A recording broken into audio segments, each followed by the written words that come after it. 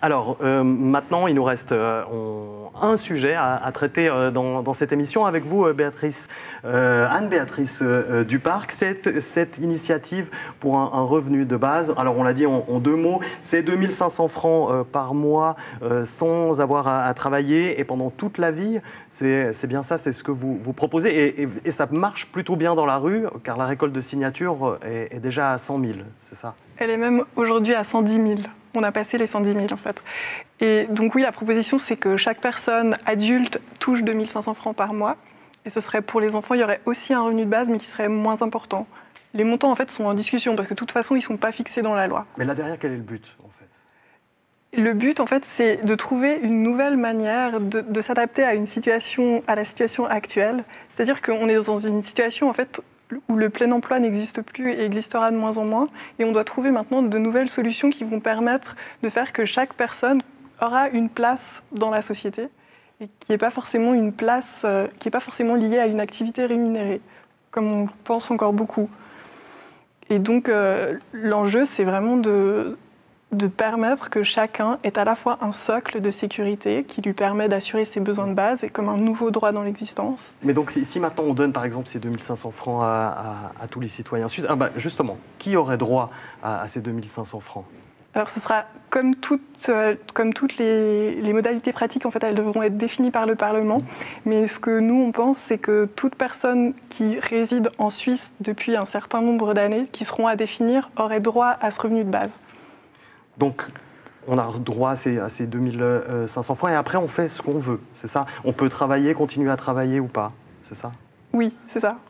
On choisit en fait la manière dont on a envie de mener son existence. C'est en même temps, ce qu'il faut comprendre, c'est que ces 2 500 francs, c'est une reconnaissance de tout un tas d'activités qui sont actuellement très importantes pour la vie économique du pays, mais qui ne sont pas en fait, qui ne sont pas monétisées. Vous pensez à quoi? Aux mères au foyer, bénévolat?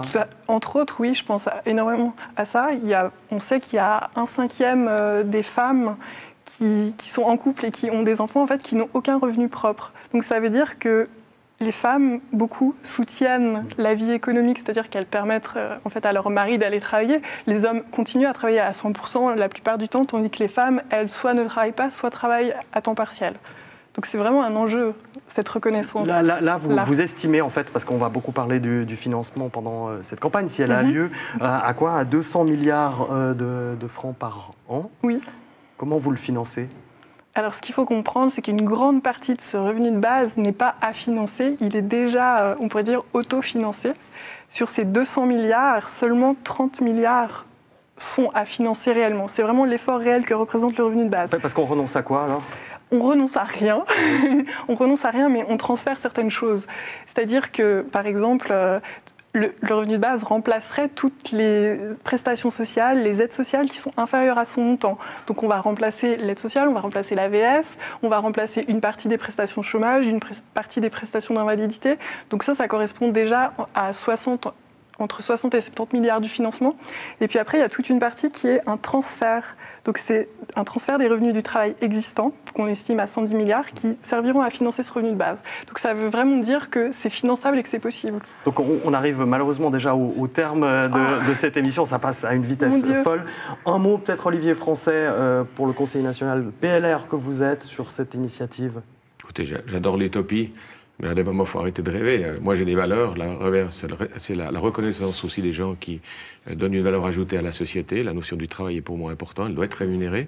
Maintenant, si on doit discuter du salaire des personnes qui restent à la maison pour des charges éducatives et autres, c'est des choses encore qui peuvent se discuter. Mais là, c'est un beau paquet cadeau à la paresse. Juste sur la paresse, un mot et on conclut. Oui, et puis j'ai envie de répondre qu'on a le soutien de Guy-Olivier Second, qui est l'ancien conseiller d'État PLR du canton de Genève. Donc c'est pas une question d'être de gauche ou de droite. Et puis la paresse, je pense qu'au contraire, en fait, donner un revenu de base, c'est donner la possibilité d'être actif de la manière dont on le choisit, y compris de créer une activité qui au début n'est pas forcément rentable. Et là, on a la possibilité de le faire. Et je pense que si on regarde justement les statistiques, le nombre de personnes qui sont engagées dans des activités non rémunérées déjà actuellement, donc ça montre qu'en fait on a tous envie d'être actifs. On n'a peut-être pas envie d'être rémunéré justement. Il y a toute une partie des bénévolats, c'est un don de soi, mais c'est pas automatiquement de l'argent derrière. On est malheureusement au terme de cette émission. On espère, en tout cas pour vous, que vous aurez les signatures, parce que sur cette chaîne, on aime bien débattre et ça promet en tout cas un beau débat. Peut-être qu'on vous réinvitera pour en parler une fois qu'on aura une date de votation, en tout cas.